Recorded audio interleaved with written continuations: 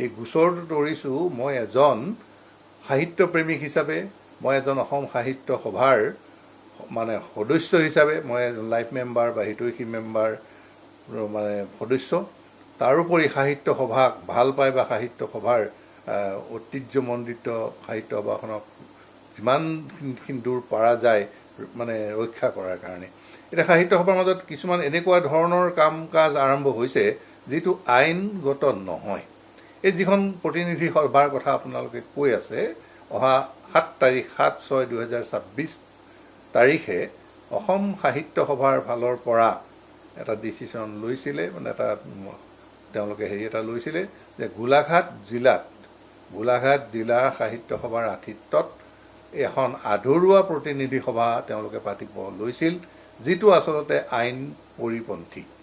আমাৰ অসম সাহিত্য সভাৰ এখন নিজা এখন আইন আছে, সংবিধান আছে। সেই সংবিধান মতে আমাৰ যি অধিনিয়ম আছে, অধিনিয়ম 5(1)ৰ ক আৰু খত উল্লেখ আছে যে প্ৰতিনিধি সভা বাৰ্ষিক আৰু দ্বিবাৰ্ষিক যিখন আমাৰ অধিৱেশন হ'ব তাতেহে হ'ব। বাৰ্ষিক মানে এবছৰৰ মূৰত আমাৰ এখন বাৰ্ষিক অধিৱেশন হয়, আৰু আমাৰ দুবছৰীয়া কাৰ্যকাল যে 2 বছৰৰ মূৰত এখন হয়, আৰু সেই তেতিয়াহে প্ৰতিনিধি সভা হ'ব। মাজতে মানে প্ৰতিনিধি হোৱাৰ কোনো ধৰণৰ নিয়ম তাত নাই।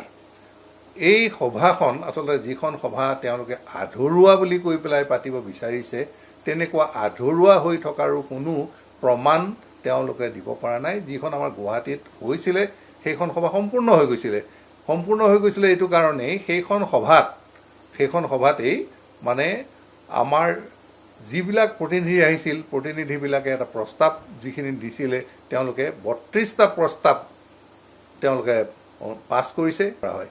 তাৰোপৰি সভাখন শেষ হোৱাৰ পিছত এই দ্বিবাৰ্ষিকখন এবাৰ দুলীয়াজানত হ'ব।